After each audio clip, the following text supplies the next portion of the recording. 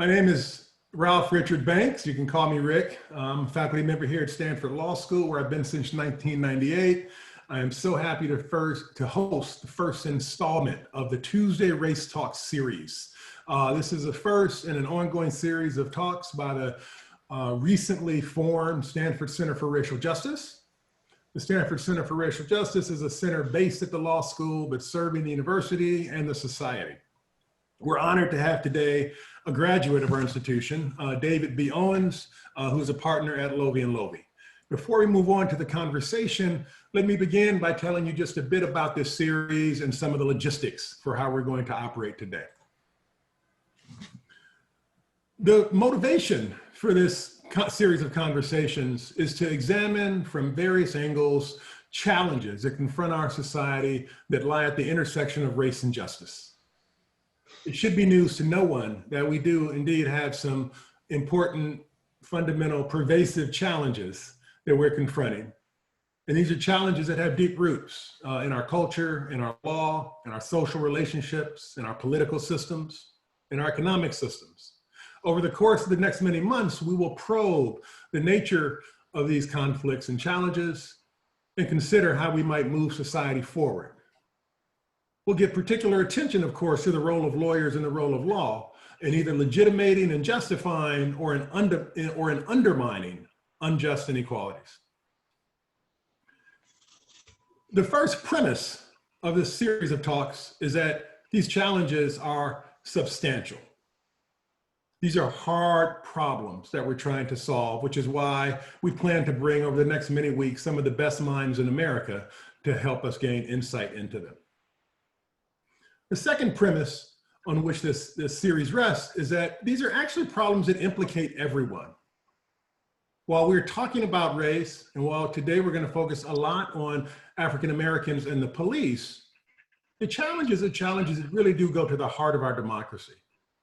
As such, they're challenges with which everyone should be concerned, by which everyone should feel implicated, in which everyone should feel invested in helping to resolve. So that's the justification for this series and what we hope to do over the next many weeks. Let me give you a little information about the logistics so we all know how things are going to operate. First of all, the group chat is off. So you won't be able to send messages to other attendees. You will, however, be able to send messages to Diane Chin, who will curate the messages and the questions. So if you have questions for David, please submit them. We'll try to weave them into the conversation as we go. The session will run until 2 p.m. or a little bit before. We won't go after that. We hope to have a conversation that includes you guys' input, so please don't hesitate to submit questions. Okay, let me say a little bit about our speaker, or my conversation partner, if you will. Yeah. David Owens is a proud alum of Stanford Law School. It bears mentioning that we're probably maybe prouder of him than he is of us even. So David Owens completed his undergraduate degree at the University of Washington. He later earned his JD and his master's in philosophy at Stanford, graduating in 2010. At Stanford, he was involved in a dizzying array of activities. Just reading it makes me feel exhausted. He was a senior articles editor of the Stanford Law Review. He was an editor of the Stanford Environmental Law Journal. He received the Gerald Gunther Prize for Outstanding Performance in Federal Courts. That's the prize given to the top student in the course. He earned pro bono distinction in honor of his work outside of the classroom. And he also served as a fellow at the Levin Center for Public Interest. Now, and if that's not enough, he also was a member of the Stanford Supreme Court Litigation Clinic, which is an opportunity that is frankly only offered at Stanford at the caliber that we do it.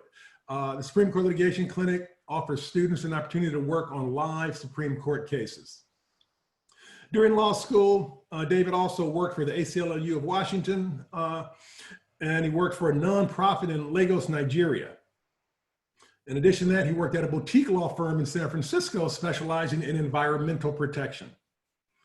After law school, he clerked for Diane Wood of the United States Court of Appeals for the Seventh Circuit and the Honorable Myron Thompson, who's a judge on the district court in the Middle District of Alabama in Montgomery. Now, these are prized clerkships. The fact that David was able to land them, of course, says just a bit about how highly regarded he was by all the faculty here at Stanford Law School. Further recognition of that high regard is that upon graduation, he received the Miles Rubin Public Interest Alumni Award. I'm sorry, after graduation, he received the Miles Rubin Public Interest Alumni Award in 2018. We look forward to his return to the law school, albeit virtually. He'll be a lecturer teaching later this year, a seminar on race and policing. So before I throw out the first question for David, let me not forget to thank the Stanford Criminal Justice Center for co-sponsoring this event. Like so much that we do here, collaboration is really the key to successful programming, and we're so happy to be joined in this event, as we will be in many others, by the Stanford Criminal Justice Center and other Stanford Law School centers. So David, let me, I gave a sense of your work in law school. Can you give us a brief sense of what your work is now? You're a partner at Loevy Loevy. What does that entail? Give us a sense of your practice. Sure. I should say it's a little bit overwhelming here in that kind of an introduction. I'm just very thankful for the opportunity to be here, to speak to you all. I do wish I was got a boondoggle to come down to campus, and hopefully the things will resolve as far as that goes soon enough, so I can this can happen, and these conversations which need to happen can extend in purpose and in person. And I'll also just say, by another way of not answering your question, congratulations to you, Professor Banks and Diane Chin, and everybody at Stanford who has worked so hard over the last number of years to get the Racial Justice Center launched. And I know that these are hard times to launch a center, and it's always difficult. So congratulations. I think this is a great forum. It's a true honor to be here at the first speaking series related to the center, and it's a great honor for me. So to answer your question, I am a partner at the law firm of Loevy Loevy, which is a civil rights law firm.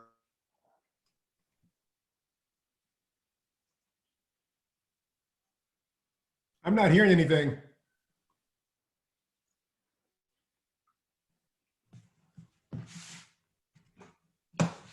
Families of several unarmed Black men who have been killed by the police. That's a big part of my practice. The second part is focus would be on wrongful convictions. So I've represented individuals who've been wrongfully convicted in 1983 actions, suing the cops who framed them or caused constitutional violations that resulted in their wrongful convictions. I also taught for 5 years at the University of Chicago in a clinic called the Exoneration Project, whereby we represented wrongfully convicted individuals in Illinois and throughout the country. Though I've left the University of Chicago and Chicago itself for the sunnier skies, at least today, of Seattle, I do continue to work at the Exoneration Project, representing post-conviction clients, and I'm also on the board of the Washington Innocence Project here in Seattle, and I'm going to begin representation in that capacity as well. So the long story short is I see and interact with police and policing in both a criminal context and a civil context every day.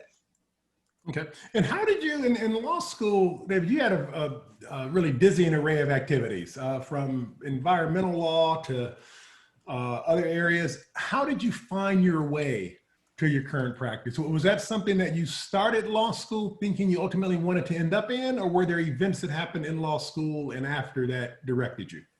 I'd say the answer is probably both.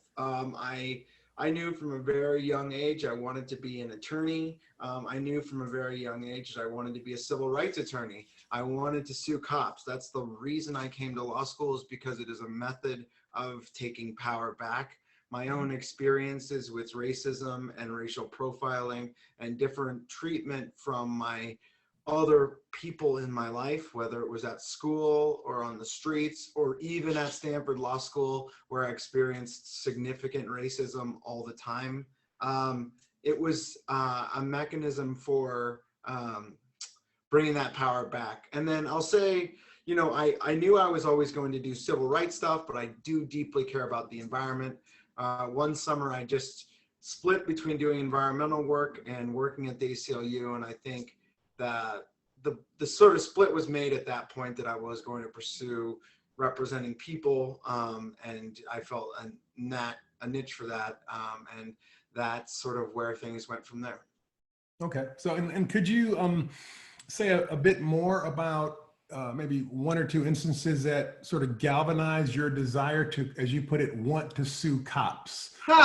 Sure. And we can open up. You mentioned events that happened before law school, but then also events that happened during law school. So Yeah. you can briefly open up both of those. What happened that was motivating?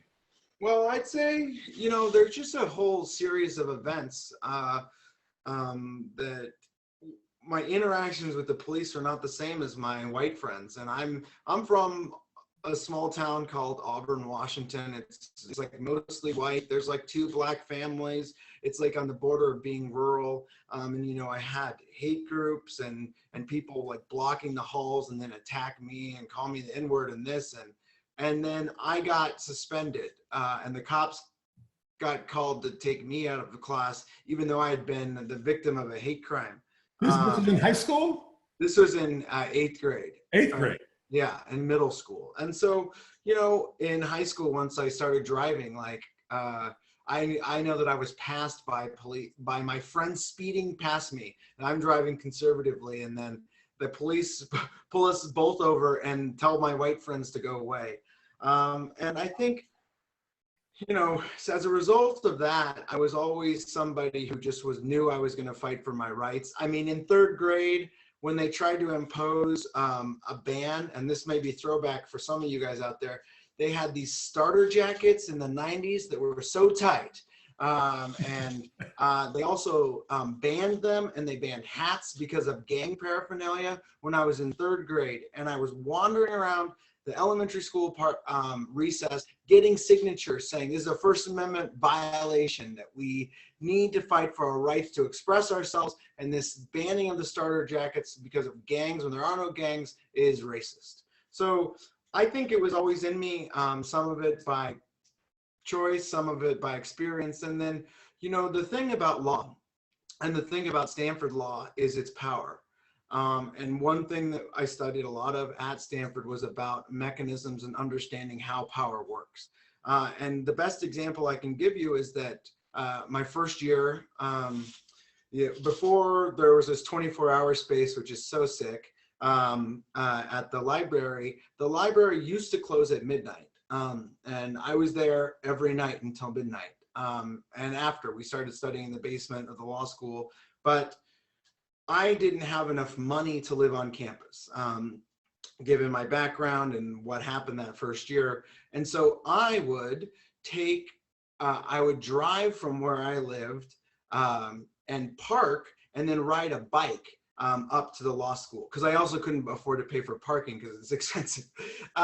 And I had this $80 beach cruiser. Now this is something that, like, you go to Stanford, it's a palatial, beautiful country club. There's nice bikes, hundreds of thousands of dollars of bikes everywhere. I got a rusted out beach cruiser, and I'm leaving the library, the law library at 12:10, right after it closes. Kelly's there. All right, what's up, David? See you tomorrow night. And I'm going down the road from the law school, and I get stopped by this police officer. I'm like, hello? He's like, yeah, where are you going? I'm like, oh man, what's your purpose? Like, I just got to report a bike like this was stolen from around here. I'm like, get out of here. And, you know, and then this whole conversation happens, and I'll tell you what happened. I said to him, he's like, well, what were you studying? I was like, law. He's like, well, where were you studying? I was like, at the law library 200 feet away. And then I was like, forget this. Let's try power.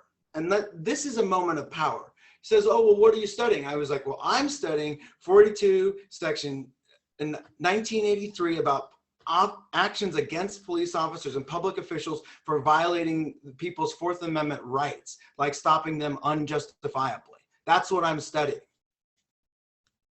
Whoa, whoa, oh, wow, interesting. We may work together someday. Have a great night.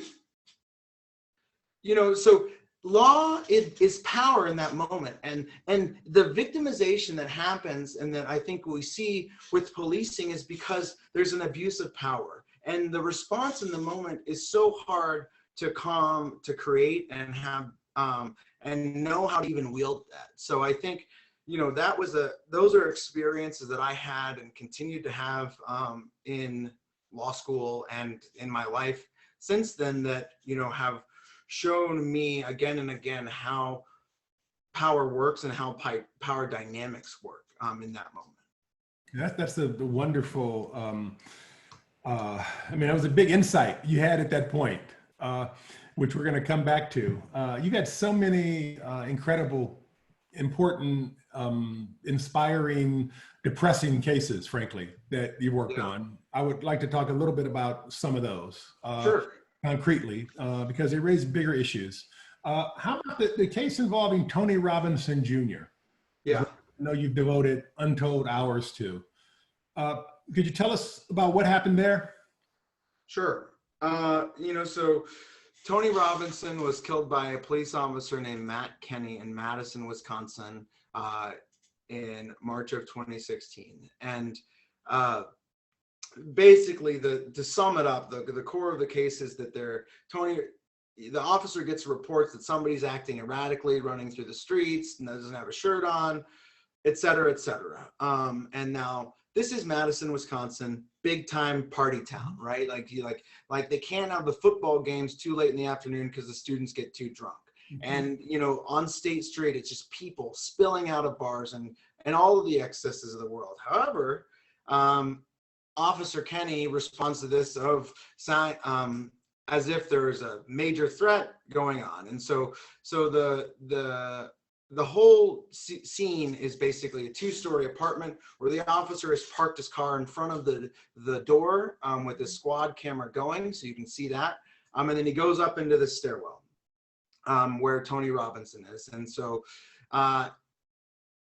30 seconds go by, you can't hear anything. There's an officer on scene who has a microphone, and then you can hear gunshots happen. And then there are 7 of them. And the officer says that, well, Tony Robinson, he hit me as I was at the top of the stairwell. So I shot him 3 times at the top of the stairwell. And then we somehow ended up at the bottom of the stairwell. And that's where I shot him 4 more times. And at this point, you can see clearly the officer standing there aiming and shooting somebody slumped down at the bottom of the stairs. It's pretty dramatic. And so, you know, what happens is the police department says, all right, you know, you got a kid who punched a police officer at the top of a stairwell. That's a dangerous situation. Case closed. Everything's justified.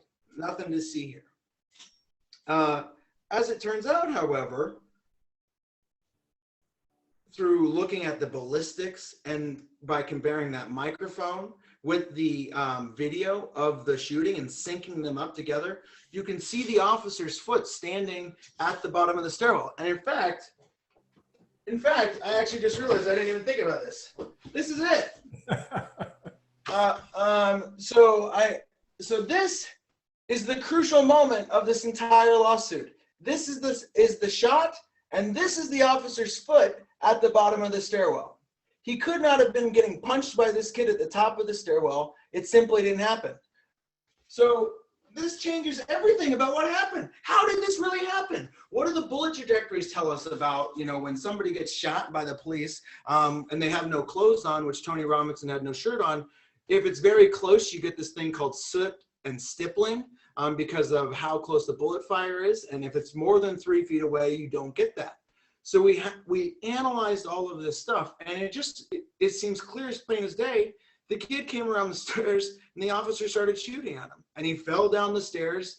And it's the only way that you can make sense of the bullet trajectories, bullet splatter on the walls. This is a very, and the thing is this. So we go into this case and no one knows what it's going on, and ooh, it sounds really bad. Guy got hit by, police officer hit by a kid who's acting erratically on mushrooms. Okay, but now we know that that didn't happen, that the whole thing happened while the officer's at the bottom of the stairs. And this is the thing, this is the conversation to have about reforming policing, and it's the conversation to have about how to change things, because the police department just says, no, we're going to accept that narrative no matter what. We're not going to look at or consider information that doesn't align with the officer's account. Also, we're going to give the officer the opportunity to do a walkthrough through the scene. He's going to talk to police before he ever makes a statement about what happened. And the thing is, you could tell they came up with a story that they thought made sense by watching the video and listening to the audio separately, but when they were, but without them being synced up. And so from that point on, there's no opportunity for any type of reform. The officer's totally locked into a story that makes no sense. The city accepts it, and to the nth degree, they don't care about any kinds of problems. Now, as a result of the lawsuit with Tony Robinson, a few things happened. One, we had a claim against the city of Madison. Before we move to the outcome of the lawsuit, let me just drill down a little bit. So the components of this problem you've identified. So the officer filed a false report. He had other officers with him who co-signed that report, presumably. The police department did an investigation, but it was a perfunctory investigation. It merely reaffirmed what the officer said. As a result of their investigation, there was no discipline or accountability at all imposed on the officer. Is that? That's mostly right. I would only make two amendments because I think they're relevant to the conversation that we're having here. Is that, the officers had their own report. The only one person was in this stairwell with Tony Robinson. The other ones didn't see it, but they just they signed on to this whole theory. But and then the other thing is that the investigation was done by an outside agency. Okay. And it's just, I feel the need to point this out is, so Wisconsin was the first state to create a statewide rule requiring that outside agencies investigate police shootings. Yep. And that rule was lobbied for and passed because of this concern about when you have police officers from this own force policing their friends, they can't do an honest job, and it creates all these problems. Yep. And I'll mention, because it's relevant perhaps to what's going on in the world today, this all started because a white kid got killed by the police in Kenosha, Wisconsin. Mm-hmm. And his family went totally nuts because the investigation was complete garbage. And so that's the backdrop for why this outside agency was investigating the shooting. But the police department itself says everything is justified. And the outside agency says, well, we're only looking at whether there's criminal charges. That's up to the prosecutor. Peace. So the outside agency concluded that no criminal charges should be filed. Right. It just comes up to the district attorney, the elected district attorney at the time, and he didn't want to press charges because he's like, the officer got punched in the head at the top of the stairwell. What could I ever do? And he himself never considered this very basic premise. This whole thing happened in a very different way. Was there any uproar around this case at the time? Were people mobilized? Were they protesting? Was it in the news? There was, so this is this case. This shooting happened rather in the wake of the first demonstrations. And I said 2016 earlier. I meant to say 2015. So is in that era of demonstrations, which were significant for Madison at the time, and I think they were very impactful because of the residents and the politics of people in the city of Madison really cared about this. And you had, in some of the first ways that we've seen, and I'll just put it directly, is is white folks coming out to say we care about Black lives, which we've seen more of even now this year. But that did create a political dynamic whereby the city was concerned about its own accountability along the way. And so what I was going to mention earlier about the result of the lawsuit was that the city of Madison itself changed 2 or 3 of its standard operating procedures that we were griping about during our lawsuit. And so they were politically responsive, and they were responsive to the lawsuit in changing things in that way. But simultaneously, they could never, ever back down or question or think about any scenario that wasn't backing the officer up completely. Okay, so just to clarify, so you took the case as a civil suit. Right. And you filed looking for both damages and for injunctive relief. Sort of, yeah. Okay, and what specifically were the reforms that were instituted as a result of your litigation? Well, so there was one thing about police officers responding to mental health calls, and this was coded as a mental health crisis. He's acting strangely, he's acting bizarrely. The officer says to himself, he's like, hey, I'm on my way here. I should be thinking about this from a mental health situation. But when he arrives, he doesn't wait for backup. So people know that, hey, we should actually have 2 people. And so one thing that they changed was requiring 2 officers proceed on any mental health call like this. The second thing that the officer did was he's arriving to a mental health situation, call it a bad trip on mushrooms or whatever. And the first thing he does when he gets out of his car, he pulls out his gun.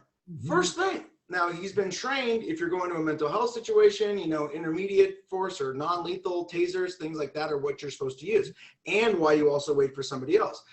But withdrawing your firearm from the holster is a precursor to force, right? And so we really focused in on that and the Madison policy about that. And so there was one other smaller change that I can't recall right now that happened like a week before trial. So they changed things responsive to the things that we complained about very specifically in our lawsuit. Okay, and how significant, and thinking about the broader problem of police violence, right? Because I mean, in Wisconsin, I think it's the case, as in most places, that law enforcement officers are very, very rarely criminally prosecuted, right? Or even for egregious misbehavior, right? And even civil suits are often not successful. This suit was successful on its own terms. But how significant is that success given the larger problem of police violence? Oh, there's so much in that question. In other words, how good or bad should we feel about you winning this case? Oh, I mean, as a lawyer, with somebody who wants to get up every day and represent your clients to the maximum amount possible, this was a job well done. We settled on the Friday before trial that was set to start on Monday, after just really beating them down in motions in limine, and we had to litigate so much harder than the attorneys on the other side. Our Monell claim had been kicked, and just there was never a moment of stopping at any juncture. And so in terms of zealous advocacy, I feel great about it. In terms of ever feeling right about the world, the trauma of violence is not something that you can ever make up for. Like being in the living room of the family with the mother and the dad and Tony Robinson's younger surviving siblings, about a negotiation about how much money the city would be willing to pay at this last minute, or face the prospect of going through this trial and having your whole family put on trial. It was difficult. So, if you look at the press conference we had, we were like fired up. And there's never a moment of just jubilation about violence, because a settlement, a trial, a verdict can never ever bring someone's life back. And even if somebody isn't killed by the police, it can never take away those scars. So it's tough work in that sense, regardless, even in your most successful day. Right. And how much, though, these sorts of reforms that you brought about in that case, how much of a dent do these reforms so that's in the broader problem? Yeah, thanks for pushing on the broader question. So it's really hard to say. So my view, and for those of you thinking about change and how do we change things, and what role is there for lawyers to play, and what role is there for different types of lawyering, like cause lawyering versus movement lawyering versus just being, a guy who just sues people in individual lawsuits like me. I think the fact that you got any change signals an extreme willingness to try to do something, and that was only the result of both the lawsuit itself and the political pressure. So I think we need both things. And, in a lot of jurisdictions, the idea that you may be able to get non-monetary relief as part of a settlement was something that you could never have even imagined. And even like earlier this year, we settled another shooting case here in Seattle, where part of the settlement was implementation of body cameras for the King County Sheriff's Department, and a commitment to work with the family to address flaws in this particular shooting. Now, these things are inherently too conservative, and maybe this is where the question is coming from. It's because they deal with one-off instances, right? So I've got a case in Milwaukee. I'm trying to get them to adopt changes. Those changes, in the context of a lawsuit and what I can ask for, are inherently narrow, right?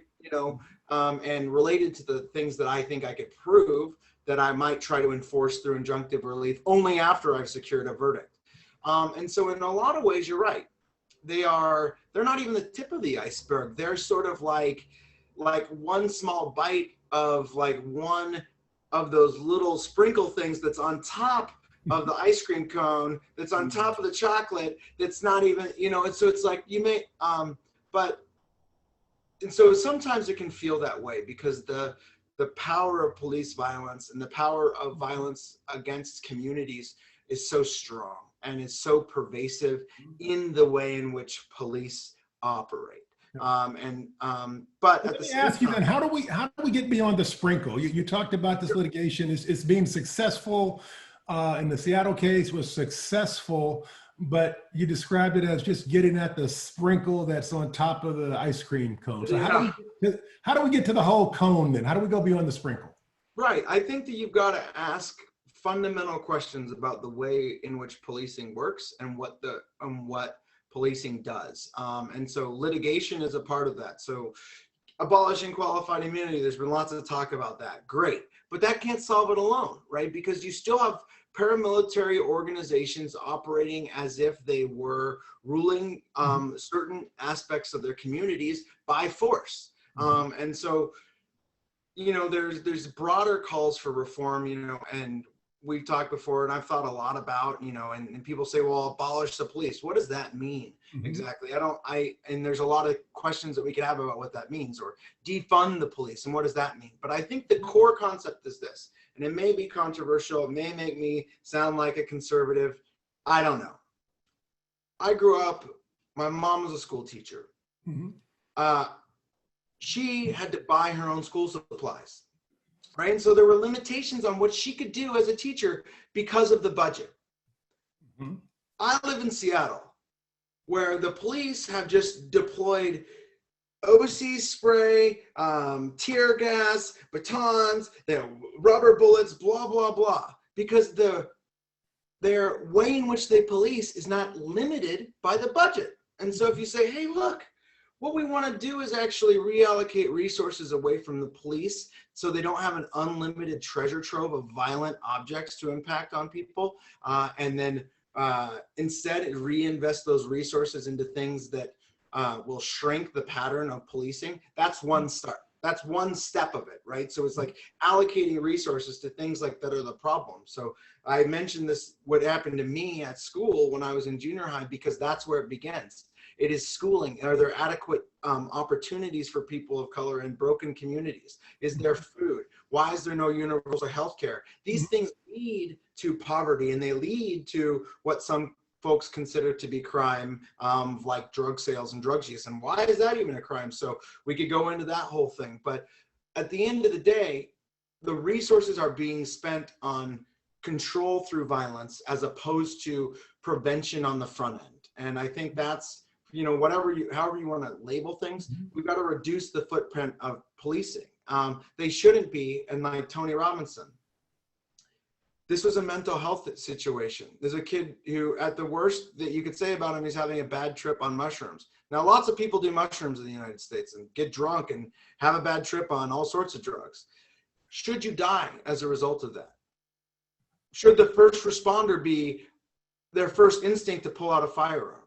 I don't think so, in my view. And so we want there to be other resources there, but then to get to the underlying thing is like, why did this police officer think? First thing I got to do is when I show up here is pull out my firearm. And it is because of this culture of policing that starts in the roots of policing, which was violence, which is violence against Black people. Original police were slave catchers, and that is what they were there to do, was to punish you for being. And so we got to get to the core of these things, and they're just really uncomfortable conversation to have. And I guess I would say, in short, you need it all. You need. And what's the? Yeah, I'm sorry. Go ahead. No, that's it. Go ahead. Well, no, so what's the role of, so this is a cultural problem you're sketching out, right? It's more than a problem of discrete practices, and it's more than a problem of a basically good institution that goes awry sometime. Right. It's a deeper cultural problem. And then the question is, what's the role of lawyers in producing that sort of cultural change? And what things might we do as a society to produce that cultural change? Reallocating the funding, while that might be desirable, it's not clear to me that produces cultural change within the department. If anything, taking funding away from the police department might reduce funding for training and reduce funding for professional development. It might leave on the force actually precisely the people who are the worst embodiment of the culture you want to change. Yeah. So how do we change the culture?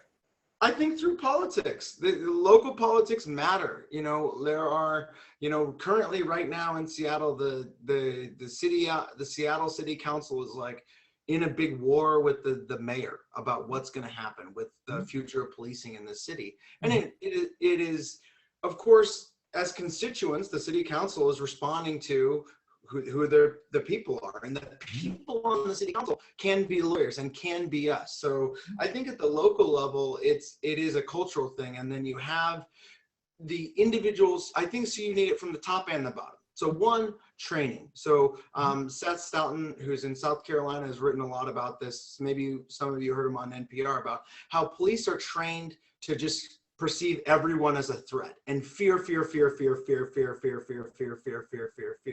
That is how you fear everyone as a threat. Now, if you layer onto that the latent threat that people associate with Black people in our society, you've got double fear, because you've got trained fear and then you've got just sort of background fear. And then that results in fear-based violence. And so what you think is, you're right, at the bottom, police need to be trained in a way that is not fear-based. Not every single person is a threat. And then not every Black person is a threat. And then at the top, and I think this is really important, like you have to change the culture, and a lot of it's top down, because what that means is accountability. This is how we work. This is how we don't work. And, one analogy I make is like if you compare the difference between the police and the Marines, right? So if police officers make mistakes or do wrong things, the entire force, the entire culture is to protect that person at all costs. Yeah. Yep. Whereas Marines, they have an ethos of like, I can't believe you screwed that up. You're hurting all of us so you need to accept what you did and never do it again. You need that type of accountability, and that can only come from the top down, and then you train it on the bottom up. Right. So I want to, there's so much in there to talk about, but so on the distinction between the military and the cops, right? What do you say to the cop who says, let me tell you, we're talking honestly, here's the story why we have a different culture than the Marines. We have a different culture than the Marines because we are in a society that is awash in guns. We are surrounded by violence. Our job is very dangerous. We do feel fearful, in fact, and there's lots of evidence that fear even has harmful effects on our own health and well-being. And so that's where it comes from. But what makes it even worse than the positions of the Marines who go into war maybe is that we live in a society that generally is not supportive of us. We have people who are criticizing us, who are condemning us, who are treating us as though we're the bad guys, when all we're trying to do is to keep people safe in a society that has too many guns. Yeah. What do you say to that, cop? Well, I'd say a few things. First, like, I get it. You have a hard job. A lot of people have hard jobs. Turns out actually, like, working at a 7-Eleven late at night is more dangerous than your job. You're more likely to be killed in that context. But I'm not trying to argue with you about whether or not you fear for your life. Instead, what I'd like to talk to you about is, why do you think it is that communities distrust you? Why do you think it is that certain communities don't perceive you as a threat? You know, I think I saw this earlier, someone here, no one's written some songs that are called like "Fuck the Firefighters," you know, because they do their jobs correctly. And so it's like, and so the reason that there's this animosity is not just basic. It didn't come out of nowhere. The reason that you're seeing massive unrest amongst cities when there's another police shooting is not just because of the police shootings. It's not just because of the guns. It's all of the other things that I mentioned, which is no food, no access to healthcare, bad schools, you know, massive rates of poverty. And so once you have those things, and then on top of that, extreme over-policing. So, you know, where I'm at in Seattle is like one of the very few diverse places in the city. You know, the drug use here is about the same as it is in Bellevue across the way, which is where all the fancy tech companies are. But no one's being busted over there or pulled over all the time for suspicion of drug use. Yep. It's happening in the central district of Seattle all the time, except for now that people are gentrifying them out. Right. But it's a result of over-policing. So what I would say is, like, I understand it's a hard job. We might disagree about how hard it is, but that's not even a helpful conversation. The helpful conversation is to get to the underlying animosity. And I know you think it feels really harsh, but actually, if you go to favorability ratings, the police are still off the charts, higher than the president, higher than Congress, higher than courts, blah, blah, blah. And people do have an inherent trust for the police as an institution, which is actually why I think that this notion that there's a war on police in this fundamental way is kind of overblown. It's, I think, the normal scrutiny that we should have when you start just stop blindly accepting what's been told to us. Okay. So that's good. And you know, you're as the cop who's listening to your effort to persuade me, the job is dangerous, but not as dangerous as many. I think I would bristle at the characterization of over-policing, right? And I would want you to know that the reason we are often in communities where bad things happen, frankly, and where there is police officer misbehavior and where people are stopped, the reason we're in those communities often because we're responding to calls for service. Right. We're not just randomly deciding, let's go and flood this community. It's because something has happened, or more often someone has called us to the community. And then when we're there, we see things that are illegal occurring in situations where we feel we should intervene. Is that a misperception on the cop's part?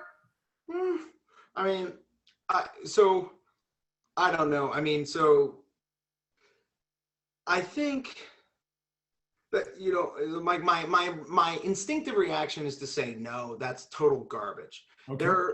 There's a guy here in Chicago who was responsible for the wrongful conviction of hundreds of people who we have represented, and he was himself criminally charged. And he and a group of people would go to the housing projects and just put fake drug charges on people or shake down drug dealers because they're like, give us your money. We're going to say you did this. We're going to go to court. We're going to throw you in prison. And so the idea that this animosity is merely the result of just, oh, I was a little zealous on a call for service is kind of bogus. Like, that's the whole thing about stop and frisk. That's the whole reason why at Stanford Law School, while I was in law school, the the police chief of East Palo Alto said, target Black people. Mhm. You know, this is why when I would drive home as the designated driver from Bar Review in Palo Alto in 2009, I would see a police officer and I would tell my friends we're about to get pulled over, because it would happen again and again and again. So I would just say, nah, I don't think it, because the whole Yeah. way in which the police have been structured to participate in these communities is one as an adversary. Yep. You know, if I grew up, if I were in the suburbs and I think about policing, I think about a nice wave. You're here to keep me safe. If I'm in Chicago, if I'm in Palo Alto, if I'm in the city, I don't think that they're there to keep me safe, because I don't have any reason to believe that. And if anything, I think that they're there and they could kill me if I don't sort of comply and act, I got pulled over. I got to pull the keys out of my car. I got to put my hands up just so I can live through this little interaction. So I would say I would probably reject that claim forcefully from that police officer, because it doesn't comply with my lived experience, and my lived experience is relatively, or maybe extremely, privileged. Mm-hmm. Okay, so what do you think? So this is you've kind of sketched out and given us the outlines of an agenda for change, which is to reallocate funding, reduce the footprint of the police, put more resources into services and programs that prevent bad outcomes, and to try to resolve social problems other than through law enforcement. And that seems persuasive, I think, and that will resonate with many people. But then the question arises, what are the impediments to that reform? If this is a sensible way to go that would make society better, what's stopping? I mean, what are the key impediments that stop that reform from occurring? Right. Well, one is fear. A lot of people are afraid of what happens if you change things from being the way that they are right now. And so that is a huge thing. And because thinking about things being different is something that people don't really like, on a wide scale basis, because it's because the nature of the problem is so pervasive. It's not like we can just change one small thing. You kind of got to change a lot of stuff to get to the root cause here. I'd say the second thing, is,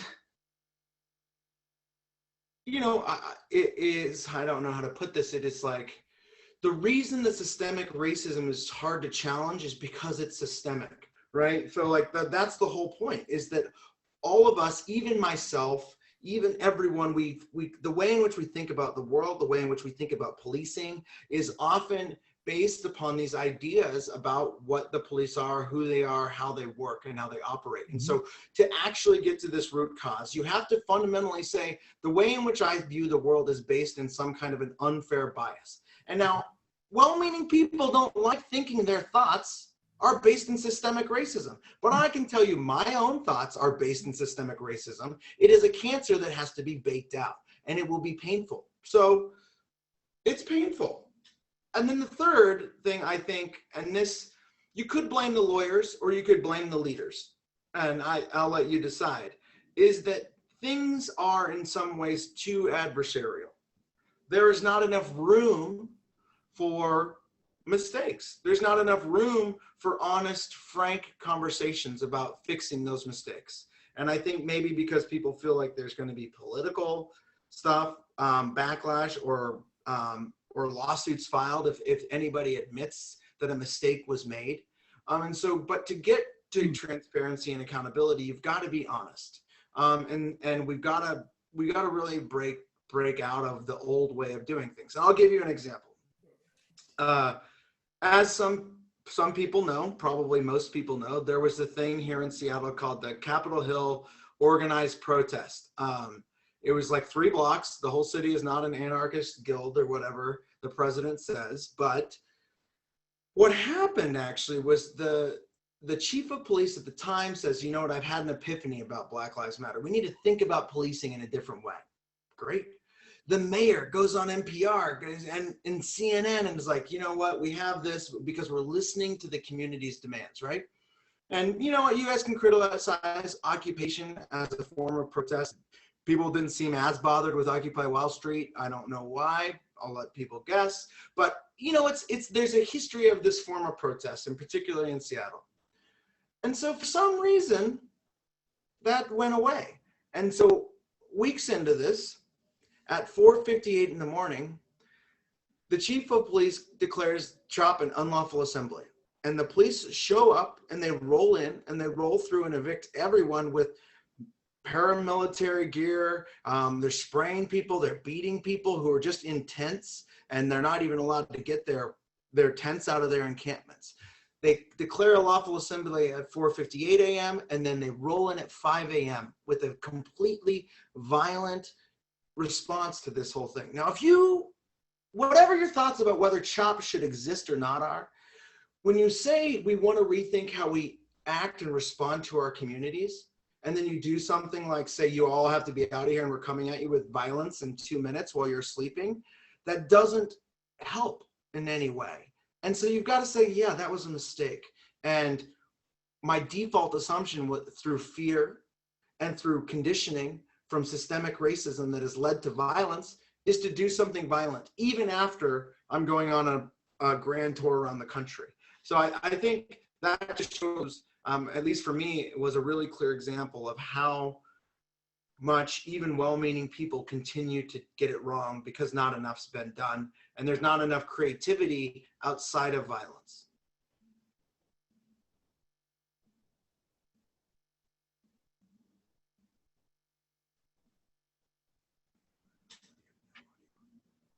Let me get you on record here. Are you a police abolitionist? Ooh, I think is that the end point?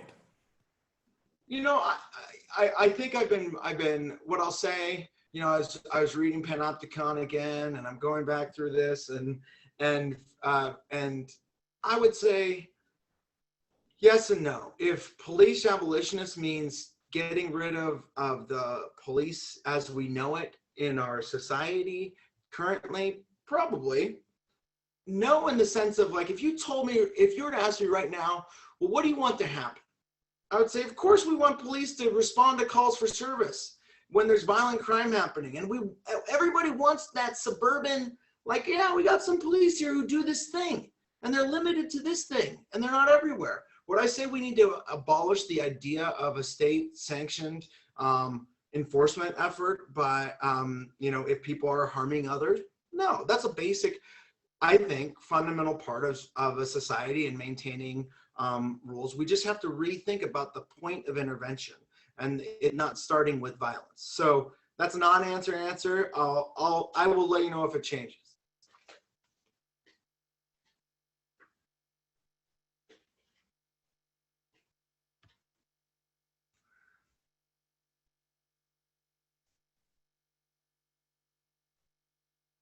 Rick, we can't hear you.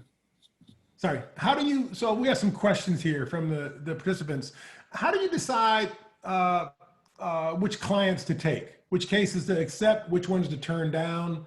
And then also, how do you decide whether to settle or whether to take the case to trial? Could you walk us through that decision making? Sure, very different things. I guess one's front end and one's back end. Yep. I think as far as cases go,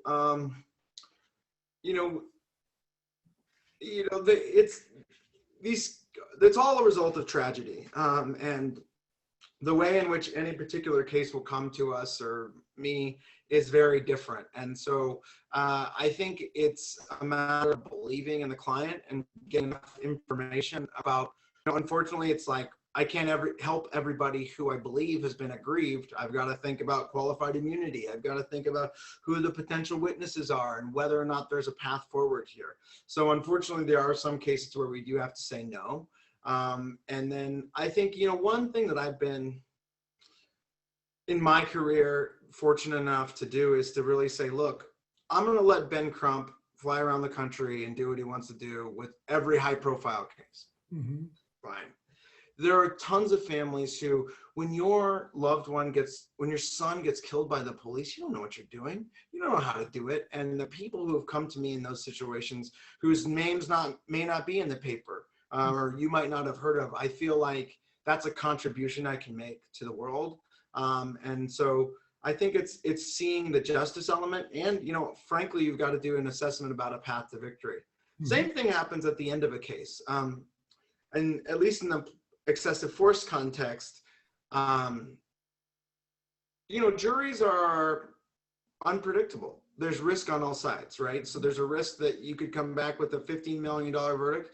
There's a risk you could come back with a $0 verdict, and somewhere in between, and you could lose. And so at some point, if there's enough settlement money on the table, it just becomes not worth the risk and, in fact, the trauma. And what that is different in every case, like what the facts are, what the type of evidence is. I'll say that, like evidence, now that there's more and more body camera, I think that's changed a little bit about how the practice works, because people can just decide themselves, right? And so everyone has a sense of egregiousness about it, right? But Tony Robinson, there was only partial video. Jordan Baker in Houston, who I represented, there was no video whatsoever. And we've just got to basically, in the same way that I described with Tony Robinson, be like, put together the scenes. And Jordan Baker's not there to tell the story about what happened. And so I've got to call in 3 different experts to call a cop a liar, to say he's talking about something that's impossible. So a case like that, it's riskier because, again, and this goes back to your friend, the cop, people trust you way more than they trust everybody else.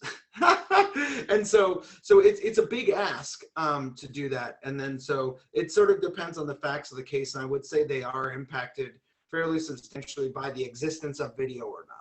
Right. Are there cases where you would or have ever received a favorable settlement offer, but nonetheless decided that you actually wanted to go to court and be vindicated in court? I think that's the decision is all about the clients, so it's not really my decision. I work for other people. I provide them advice about it, and about what the risks are and the upside and the downside. And, I guess I would say one misnomer is that people think families of police violence always want to just push through with the trial. But trials are stressful. Trials are dramatic, in particular the structure of the federal rules of evidence right now, and the way in which the law is structured to benefit the police. It can be a traumatic thing. And there is something to be gained by the fact of not going through trial as a trial itself, putting aside all the uncertainty. I will tell you that we had a case that is so sad, and we had like the greatest magistrate judge. We won all the motions in limine. He thought the evidence came in beautifully. The family talked eloquently. We had a whole theory that the cops had planted this gun at the scene because it had been given to a Chicago Police Department buyback program a month before, right? And wow. At the end of the day, the jury just said, they found for the police, and that's a big risk, and all of those things could go your way. So when I say that I think that people have their thumb on the scale in favor of law enforcement, they do. And so, those are the types of things that you think about. Okay. So if someone is a lawyer, or even if they're not a lawyer, and they want to do something to address this issue, what sort of policy reforms should they be pushing for at the city council level, say, right? With the police department. There are, 1, 2, 3 key issues that they should be thinking about. What are those? Oh, that's really hard. I mean, I know a lot of people are probably familiar with this, like 8 can't wait types of different specific policy reforms about de-escalation and how use of force works. I think that those are all good, and they do reduce violence in the short term. And so you ban specific methods, and you require officers to de-escalate things, and you provide them with training about de-escalation. I think, though, if you're in the city council, my hope is that you've got a broader vision that says, hey, look, what we want to do is try to think about what is the footprint of policing in our city, and can we make the footprint of policing smaller while while enlarging the footprint of other things that would support that in the mean. So I would want folks to think, hey, it's really bizarre that our teachers have to buy markers, but our police have unlimited firearms and munitions to blow out at protesters. That seems crazy to me. And to think we're not going to do that anymore. And whatever label you want to give it, fine. Defund the police, probably not the most helpful label. So I probably wouldn't do that. I'd just say, let's reinvest and reallocate and in our communities who have been suffering. Okay. We've talked mostly about police officers, but we haven't mentioned at all prosecutors. Sure. We've had a wave across the country, as you know, of so-called progressive prosecutors, including one in San Francisco, who aim to go about their job differently. Right. How optimistic or not should we feel about the role of so-called progressive prosecutors? Sure. Let me say two things about that. First, what you saw, particularly in Pennsylvania, I don't know how things have been in San Francisco, but there was a rebellion by the police against doing their basic functions because they feel like the prosecutor's not for us, so fine, I'm not going to do anything. You're asking me to do my job differently, I'm going to pout it out. And so this is like reflective of this very adversarial relationship between anybody who ever wants to criticize the police for any type of reform. So I do think that that is a substantial barrier. And so it's very troubling when you have a police union and force that says, despite the elected will of people who say we want to think about law enforcement differently, no, we're going to continue to stop and frisk. We're going to continue to pull people over. We're going to still arrest people in this way. You know, it's very kind of terrifying. But I do hope that they do well. And I think it depends on the political pressure of the community. The last thing I would say is you're absolutely right. One sort of, I think, blind spot in terms of reimagining policing is you cannot get away from talking about the prosecutors who rely on police, who produce false information or have committed misconduct and even lie on the stand. And so we do actually need to really focus on those decisions because there's no or very few levers for accountability for the prosecutors. Okay. And we also haven't, we have a few more minutes left here. We also haven't talked at all, aside from your just recent mention, about police unions. Yeah. How are police unions peripheral to reform or are they central to reform? How should we think about the role of unions? They are the central opposition force to the reform. Well, I don't know, maybe the president is more at this point in that, but city by city, the local police unions are absolutely, completely opposed to reform in tons of ways. Now, there's obviously variation, but you know, it's like in Seattle, which was aiming to be like progressive front end. We got these body cameras, we're going to roll them out. And there's a consent decree from the Department of Justice here for racial profiling of Black people in the Central District, right? So you would think, okay, this is pretty easy. Just give body cameras, which make police's job safer because there's an objective thing, so people do less crazy stuff. It gives us all a record. We're willing to pay for the technology that it exists. But the police union said, no, no, no, you can't give us body cameras and require us to have a safer job without a pay raise. You're like, and so there's a consent decree because people's rights were violated. And they said, well, we're going to hold up this whole consent decree and the rollout of these body cameras because we want more pay. And it's something that makes people's jobs safer. It's like, I'm not going to wear a seatbelt until you pay me more. It should be the opposite. We got seatbelts, so our insurance should go down because our jobs just became safer. And we've seen things like that in police unions across the board. And I don't even want to get started about the situation in Chicago. And we don't have sufficient time to go into police unions, but let it suffice to say that it's also the case, as I imagine you've seen, that many of the rules that protect police officers from accountability when they commit a crime, for example, those are rules that are governed by the collective bargaining agreement. Right. That determine what they can be required to do or not, right? So it's not only constitutional law that shapes what they can be required to do, it's also their own employment agreement, which city representatives have negotiated previously. Right. And it also bears mention that police unions are among the most powerful unions in For many. sure, especially in California. Okay, so finally, so we have a lot more questions, which is a testament to the richness of the conversation, the richness of your experience. Let me close though with the personal one. How has this work changed you, and what have you learned from it? How have you evolved over the time? You've been out of law school going on a decade now. It's hard to believe, we know, right?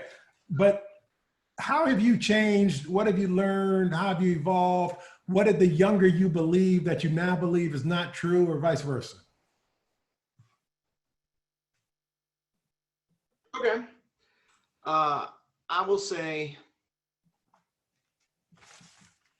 like everybody, maybe not everybody, but like a lot of people, I think my experience in the law and my experience in working on these cases in police and my own lived experience has led me to really well and truly understand the power of systemic racism in a way that I never wanted to accept growing up as a kid from the suburbs in Auburn, Washington, and with, in sort of like a very white community with all of my friends who are white. And I went to a fancy college and was lucky enough to go to the best law school in the country.